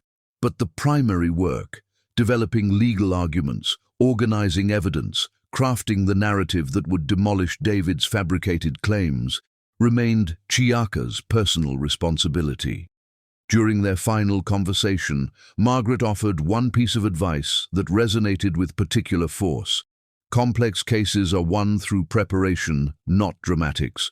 Judges respect litigants who demonstrate mastery of both law and facts. Present your evidence systematically, argue your legal theories clearly, and trust that truth will prevail when properly presented. Chiaka left the legal aid clinic with renewed confidence in her chosen strategy. David expected her to stumble through proceedings she couldn't understand, intimidated by legal complexities beyond her comprehension. Instead, he would face an opponent who understood every aspect of the case better than he did, who had created the empire he claimed to own, who possessed both the legal knowledge and strategic intelligence to expose his theft with devastating precision. Chapter 9. The War Begins. Justice arrives not with fanfare but with the quiet authority of truth finally given voice, and sometimes the most devastating battles are fought in rooms where whispers carry more weight than screams. The courthouse steps stretched before Chiaka like an ancient amphitheater where gladiators once prepared to fight for their lives, each granite block polished smooth by countless feet of those who had come seeking justice or fled from its harsh pronouncements. She paused at the bottom of the staircase, breathing deeply of the crisp morning air while adjusting the strap of her single leather briefcase, a modest vessel containing the ammunition that would either restore her stolen empire or confirm her complete destruction. Above her, the courthouse doors opened with theatrical timing to disgorge David and his legal army. 4 attorneys in identical charcoal suits flanked him like a presidential security detail, their expressions projecting the confident arrogance of those who had never doubted their ability to overwhelm any opposition through sheer financial superiority. David walked at the center of this formation, resplendent in a custom-tailored suit that probably cost more than most people's monthly salary, his demeanor radiating the supreme confidence of someone who believed victory had already been purchased. His transformation was complete. Gone was any trace of the uncertain young man who had once struggled with basic economics. In his place stood a figure of corporate authority, his posture straight, his smile practiced, his every movement calculated to project success and dominance. The diamond cufflinks catching morning sunlight, the Italian leather shoes that whispered wealth with every step, the perfectly styled hair that spoke of expensive grooming, everything about him screamed power and privilege. The contrast could not have been more striking. David descended the courthouse steps, surrounded by his expensive entourage, briefcases and document boxes carried by junior associates who had probably graduated from the most prestigious law schools money could access. Behind him trailed additional support staff, paralegals, researchers, investigators, a small corporation dedicated to ensuring his legal triumph. Chiaka climbed those same steps alone, her solitary figure moving with the deliberate grace of someone who carried no burden except the weight of truth. Her black suit was elegant but modest, purchased from her carefully managed resources rather than unlimited wealth. Her briefcase contained no team of researchers' work, no investigators' reports, no hired expertise, only the evidence she had gathered with her own hands and the legal arguments she had crafted with her own brilliant mind. The courthouse lobby buzzed with the energy of dozens of legal battles about to commence. Lawyers clustered in expensive groups, their conversations punctuated by the rustle of important papers and the click of high-heeled ambition across marble floors. In this temple of justice, money spoke the loudest language, and David's entourage commanded immediate attention and respect. Judge Patricia Hartwell noticed the disparity immediately upon entering her courtroom. Her experienced eyes swept across David's legal battalion, taking inventory of the expensive suits, the multiple briefcases, the air of purchased competence that surrounded the plaintiff's table. Then her gaze moved to the defendant's table, where Chiaka sat with quiet dignity, her single briefcase opened to reveal neatly organized documents, her legal pad filled with handwritten notes, her posture reflecting calm determination rather than intimidated surrender. The gallery filled with spectators drawn by whispers of a David versus Goliath battle, though most assumed the wealthy businessman would easily crush his abandoned wife. Business reporters occupied the front row, anticipating a routine divorce proceeding that would provide minor entertainment before more important cases commenced. "Interesting," Judge Hartwell murmured to her clerk, though her words carried clearly across the suddenly silent courtroom. "We don't often see such asymmetric representation in cases involving substantial assets." David's lead attorney, Harrison Mitchell, the same lawyer who had helped orchestrate Chiaka's original downfall, rose to deliver his opening statement with the polished confidence of someone addressing an already decided case. His presentation painted David as a brilliant entrepreneur whose visionary leadership had transformed a small startup into a multi-million-dollar empire, whose business acumen had created prosperity that his ungrateful wife now sought to steal through frivolous litigation. Mitchell's voice carried the practiced cadence of someone accustomed to addressing juries of lesser intellects. His gestures theatrical, his tone suggesting that opposition to his client's claims bordered on the absurd. "My client built this company through years of tireless effort and innovative thinking," Mitchell declared, gesturing toward David with obvious admiration. "The defendant's claims represent nothing more than an attempt to profit from success she did not create and does not deserve." He painted a picture of Chiaka as a pampered housewife who had contributed nothing of substance to their business empire, someone now grasping desperately for assets she had never earned. His characterization was masterful in its cruelty, designed to diminish her achievements while elevating David to heroic status. When Mitchell concluded his theatrical performance and resumed his seat, the courtroom fell silent except for the gentle hum of air conditioning and the subtle rustle of expensive fabrics. All eyes turned to the defendant's table, where Chiaka rose with the fluid grace of someone stepping onto a stage she had been preparing for her entire life. "Your Honor," she began, her voice carrying across the courtroom with crystalline clarity, "opposing counsel has just presented a fascinating work of fiction. Unfortunately for his client, this courtroom deals in facts rather than fairy tales." She moved toward the evidence table with purposeful steps, her demeanor projecting none of the uncertainty David had expected from his abandoned wife facing overwhelming legal opposition. Every movement was calculated, every word precisely chosen, every gesture designed for maximum impact. The spectators leaned forward, sensing that they were about to witness something extraordinary. Perhaps Mr. Smith would like to explain how someone allegedly lacking business acumen managed to create the original pitch deck that launched our company. Chiaka lifted a document from her briefcase, holding it high enough for everyone in the courtroom to observe. The original pitch deck, enlarged and professionally mounted, showed her distinctive handwriting covering every page. Exhibit A, the Henderson Manufacturing Presentation, written entirely in my handwriting, containing calculations performed in my hand, signed with my signature. Mr. Smith's name appears nowhere on this foundational document. David's confident expression flickered momentarily, the first crack appearing in his carefully constructed facade. He leaned toward Mitchell, whispering urgently while gesturing toward the evidence Chiaka had just presented. His legal team huddled in consultation, clearly unprepared for such direct assault on their narrative. Perhaps he'd like to explain how someone without strategic vision managed to develop the algorithms that became our competitive advantage, Chiaka continued, placing another document on the evidence table. Exhibit B, the original code architecture, designed by my hand, documented with my notes, implementing solutions I developed to problems he couldn't understand. The courtroom atmosphere shifted perceptibly as Chiaka systematically demolished David's fabricated narrative. Each exhibit she presented revealed another layer of his deception. Each document she displayed contained irrefutable proof of her foundational role in creating the empire he now claimed as his own achievement.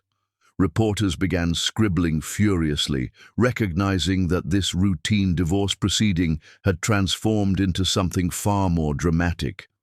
The story was writing itself. Brilliant woman exposes husband's fraud in devastating courtroom confrontation. "Your Honor," she said, turning to address Judge Hartwell directly, "Mr. Smith has asked this court to believe that the woman he now describes as a housewife somehow managed to secure their first major client, negotiate their initial contracts, and solve the technical challenges that nearly destroyed their early operations. Does that narrative seem logical to you?" Judge Hartwell leaned forward in her chair, studying the evidence with obvious interest. Her reputation for cutting through legal nonsense to reach truth was well established, and the documents before her spoke far more eloquently than expensive attorneys ever could. "Please continue, Mrs. Smith. I find your presentation quite illuminating." David's face had progressed from confident to concerned to something approaching panic. He whispered more urgently to Mitchell, his gestures becoming increasingly agitated as Chiaka continued presenting evidence that exposed every aspect of his fraudulent claims. The supreme confidence that had carried him into the courtroom was evaporating like morning mist before the sun of truth. "Housewife," Chiaka repeated David's previous characterization with devastating scorn. "Your Honor, I present Exhibit C, wire transfers from my personal account that funded our company's initial operations. Every dollar that launched Mr. Smith's alleged empire came from my savings, my labor, my financial sacrifices." She moved closer to David's table, her eyes boring into his with laser intensity. The woman who had once knelt beside his chair begging for love had transformed into an avenging angel, magnificent in her righteous fury. "Everything you know about business, you learned from me. Every strategy you've ever implemented originated from my mind. Every success you've claimed was built on foundations I designed. You were my student, David, my apprentice, my shadow." The courtroom erupted in murmurs as spectators absorbed the implications of Chiaka's accusations. Mitchell rose to object, but Judge Hartwell silenced him with a raised hand, clearly captivated by the unfolding drama. This was why she had become a judge, to witness truth emerge from the muck of deception and greed. Chiaka called her first witness, Christopher Reynolds, the software developer who had worked with them from the beginning. His testimony confirmed that all strategic decisions had come from Chiaka, that David had served essentially as a messenger delivering her innovations to clients and investors. "Mrs. Smith designed every aspect of our technical architecture," Christopher testified under oath, his voice carrying absolute certainty. "She would sketch solutions on whiteboards during our morning meetings, then spend afternoons coding the implementations herself. Mr. Smith's role was primarily administrative, handling paperwork after she made the substantial decisions." Under Chiaka's skilled questioning, Christopher revealed damaging details about David's limited technical understanding. "He would ask me to explain Mrs. Smith's innovations so he could present them to clients. He called it translating genius into language ordinary people could understand, but we all knew he was learning the concepts for the first time during those briefings." Michael Johnson, their former operations manager, provided similar testimony, describing Chiaka as the driving force behind their quality assurance protocols, their client relationship strategies, their expansion into new markets. Each witness painted the same picture: David as a charismatic figurehead implementing decisions made by the true architect of their success. Mrs. Smith would arrive at 6 every morning and often stay past midnight, Michael testified. She was there for every critical decision, every client crisis, every strategic pivot. Mr. Smith generally arrived around 10 and left by 5, unless there was a social function that required his presence. But the most devastating evidence emerged during Chiaka's cross-examination of David himself. Under her relentless questioning, cracks appeared in his carefully rehearsed narrative. He couldn't explain technical details about products he allegedly designed, couldn't recall specific client negotiations he supposedly conducted, couldn't provide coherent answers about strategic decisions he claimed to have made. "Tell us about the algorithm optimization that saved the Morrison account," Chiaka demanded, referring to a critical technical solution that had prevented their biggest client from canceling their contract. "Walk us through your thought process in developing that solution." David stammered, his eyes darting toward his legal team for assistance that wouldn't come. The confident CEO, who had dominated business meetings, found himself trapped by his own fraudulent claims. The technical details aren't really relevant to... The technical details aren't relevant?" Chiaka's voice cut through his evasion like a blade. "You're claiming credit for saving a $10 million client relationship, but you can't explain how the solution actually worked." She produced emails showing her developing the solution, testing multiple approaches, working through the night to implement the fix that saved their biggest contract. David's name appeared nowhere in the technical discussions, though he had gladly accepted credit when the client praised their innovative response. Judge Hartwell watched this exchange with obvious fascination, her experienced eyes recognizing the difference between genuine knowledge and elaborate deception. The courtroom had fallen completely silent, spectators mesmerized by the surgical precision of Chiaka's demolition of David's credibility. The courtroom gasped audibly when Chiaka presented her final piece of evidence, corporate email records showing David transferring company funds to Misha Hancock's personal accounts, ostensibly for marketing services that had never been rendered. Bank statements revealed expensive dinners, luxury hotel charges, jewelry purchases, all funded with money from the business Chiaka had built. "Your Honor," she announced with quiet satisfaction, "these records show Mr. Smith systematically looting the company to fund his extramarital relationship, using assets he fraudulently claimed as his personal property." The revelation sent shockwaves through the gallery. Reporters scribbled frantically while spectators whispered among themselves about the dramatic turn in proceedings. David's face had gone completely white, his expensive suit now seeming like costume jewelry, gaudy and false. Judge Hartwell's expression had evolved from professional interest to obvious displeasure as she studied the financial evidence spread before her. The pattern was clear, a man stealing from the woman who had created his wealth to finance his betrayal of their marriage. David's legal team huddled in frantic consultation while their client's face drained of color. The expensive attorneys who had entered the courthouse expecting easy victory now found themselves defending the indefensible, their carefully constructed case crumbling like a house of cards in a hurricane. The tension in the courtroom reached unbearable levels as everyone waited for the judge's response to this cascade of devastating revelations. David's arrogant confidence had completely evaporated, replaced by the desperate panic of someone watching his carefully constructed lies crumble into dust. Chiaka stood at the center of this legal storm, her evidence having transformed her from discarded wife into avenging angel, her brilliant mind having turned David's own weapons against him with devastating effectiveness. The moment balanced on a knife's edge, victory and justice hanging in the balance while truth and deception engaged in their final decisive battle.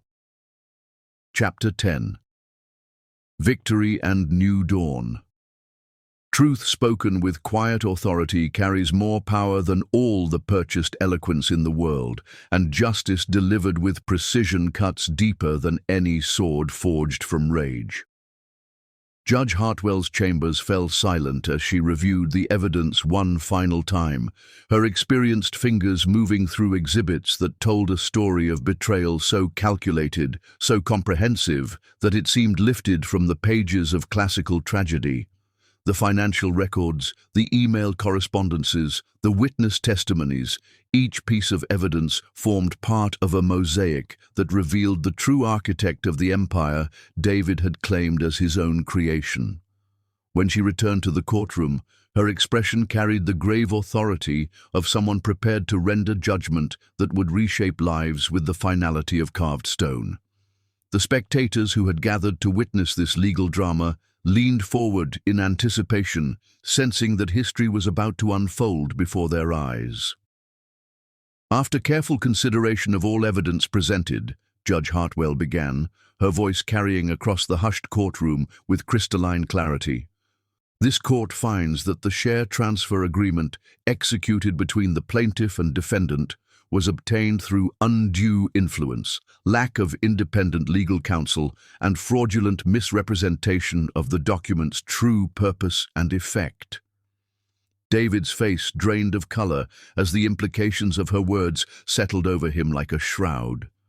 His expensive legal team exchanged glances of barely concealed panic, recognizing that their client's carefully constructed case had collapsed entirely under the weight of truth. The evidence overwhelmingly demonstrates that Mrs. Chiaka Smith served as the intellectual architect, strategic visionary, and primary creator of the business empire in question. The judge continued, her gaze moving between the opposing parties with judicial precision. Her contributions were not merely supportive or administrative, but foundational to every aspect of the company's development and success. She lifted the original pitch deck that Chiaka had presented as evidence, studying the handwritten calculations and strategic insights that had launched their empire. Mr. David Smith's role, while not insignificant, was primarily that of an implementing agent rather than an originating architect. The court finds that his current claims of exclusive ownership represent an attempt to appropriate credit and assets that rightfully belong to the true creator of their shared enterprise. Chiaka sat perfectly still, her hands folded calmly in her lap, as vindication washed over her like warm sunlight after a bitter winter. Every sleepless night spent organizing evidence, every moment of doubt overcome by determined research, every tear shed over David's betrayal had led to this singular moment of triumph. Furthermore, Judge Hartwell continued, her voice taking on an edge of obvious displeasure, the court finds the financial records indicating misappropriation of company funds for personal expenses related to extramarital activities to be particularly troubling. Such behavior demonstrates a pattern of dishonesty that undermines any claim to moral or legal authority over the disputed assets. The courtroom erupted in hushed murmurs as spectators absorbed the full implications of the judge's findings. David's reputation, his social standing, his carefully cultivated image as a successful entrepreneur, all of it crumbling in real time under the weight of judicial pronouncement. The court hereby orders the following remedies, Judge Hartwell announced, her words carrying the force of legal commandment. First, the share transfer agreement is declared null and void due to the circumstances under which it was obtained. Second, Mrs. Chiaka Smith is hereby recognized as co-founder and equal owner of the business enterprise, entitled to full restoration of her rightful ownership stake. David's head dropped into his hands as his legal team sat in stunned silence, their expensive strategies rendered worthless by the devastating effectiveness of truth presented with brilliant precision. Third, the marital residence shall remain under joint ownership as originally established, with both parties retaining equal interest in the property. Fourth, Mr. David Smith shall bear full responsibility for all court costs and legal expenses incurred in this proceeding, given that this litigation was necessitated entirely by his fraudulent attempts to appropriate assets belonging to his wife. Judge Hartwell closed the case file with decisive finality. This court has rarely witnessed such a clear example of intellectual property theft disguised as marital partnership. Mrs. Smith, your presentation of evidence and legal arguments was exemplary. You have successfully defended not only your financial interests, but your rightful place in business history." As the courtroom began to clear, David sat frozen at his table, surrounded by his expensive legal team, but utterly alone in his defeat. The confident CEO who had entered the courtroom expecting easy victory had been reduced to exposed fraud, his stolen throne toppled by the very woman he had betrayed and underestimated. Chiaka gathered her materials with unhurried dignity, placing each document back into her briefcase with the same methodical precision she had once used to build their empire. She felt no triumph in David's destruction, no joy in his humiliation, only the quiet satisfaction of justice properly served and truth finally acknowledged. As she walked toward the courtroom exit, David's voice called out behind her, cracked with desperation and what might have been genuine remorse. "Chiaka, please. Can we talk about this? Can we find some way to—" She paused without turning around, her voice carrying clearly across the now empty courtroom. "You stole my love, David. You betrayed my trust, violated our partnership, and tried to erase my contributions from history. But you couldn't steal my legacy because you never understood what created it."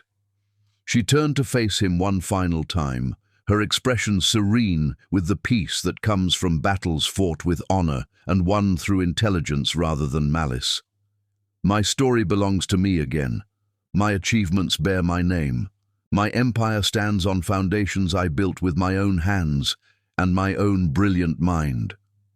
With those words, Chiaka Washington Smith walked out of the courthouse and into a future that belonged entirely to her, free from the chains of betrayal, proud in her vindication, undefeated by the man who had tried to steal her life's work, but had only succeeded in revealing the indomitable strength of a woman who refused to be erased from her own story.